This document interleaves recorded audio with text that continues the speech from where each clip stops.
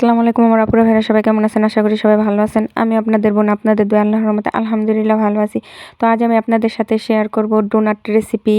তো দেখুন এখানে 3 কাপ ময়দা নিয়ে নিছি, আর সাথে দিয়ে দিলাম ইস্ট, লবণ আর চিনি, আর দিয়ে দিলাম পরিমাণ মতো তেল, দিয়ে দিলাম একটা দুধের প্যাকেট। এই পর্যায়ে আপনারা একটা ডিমও দিতে পারেন যারা ডিম দিতে চান।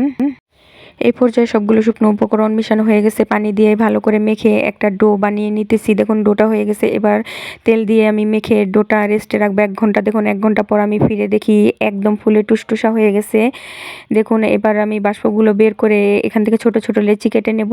আমি এখান থেকে 8টা লেচি কেটে নিছি। দেখুন এখানে আমার 8টা ডোনাট বানানো হয়েছে। লেচি 3 কাপ আটা দিয়ে 8টা হয়েছে। দেখুন এই পর্যায়ে আমি হাত দিয়ে ভালো করে একটু চেপে চেপে গোল একটা রাউন্ড শেপ দিয়ে নিতেছি। এবার দেওয়া হয়ে গেছে।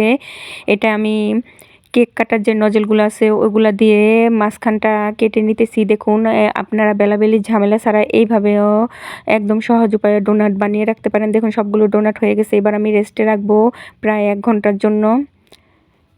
দেখুন 1 ঘন্টা পর এসে দেখি একদম ডোনাটগুলো ফুলে ডবল হয়ে গেছে। এবার চুলায় চলে যাব, বসিয়ে দিছি একটা কড়াই। কড়াইতে দিয়ে দিছি পরিমাণ মতো তেল।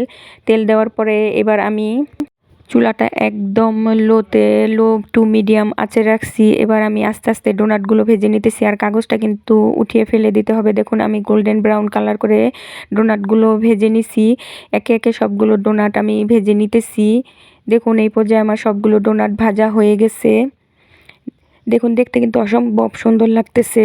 এগুলা কিন্তু একদম নরম তুলতুলে হয়েছে। আমি একটু সাজানোর জন্য এখানে নিয়ে নিয়েছি চকলেট সিরাপ। আপনারা যে যার মন চায় ইচ্ছে অনুযায়ী সাজাতে পারেন। এটা আমার ঘরে ছিল চকলেট সিরাপ, তাই আমি চকলেট সিরাপ দিয়ে সাজানোর চেষ্টা করছি।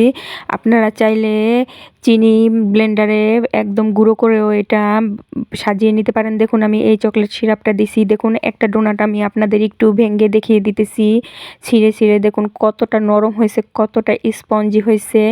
আপনারা বাসায় এইভাবে বাচ্চাদের হোমমেড ডোনার বানিয়ে খাওয়াবেন, তো বাচ্চারাও খুব ভালো লাগবে, বাচ্চাদেরও কাছেও খুব ভালো লাগবে আশা করি। তো দেখুন একদম নরম হয়েছে, স্পঞ্জি। আপনারা দেখেই বুঝতে পারতেছেন কতটা নরম হয়েছে। তো আমার আজকের এই রেসিপিটা যদি আপনাদের কাছে ভালো লাগে লাইক কমেন্ট শেয়ার করবেন। এটা খেতেও কিন্তু অসম্ভব মজা হয়েছিল। তো আমরা বাজার থেকে কিনে অনেক ডোনাট খাইছি। তো এরকম অল্প উপকরণ ঘরে থাকলেই আমরা কিন্তু নিজেরাই ঘরে ডোনাট বানিয়ে খেতে পারি। তো সবাই সবার জন্য দোয়া করবেন। আল্লাহ হাফেজ।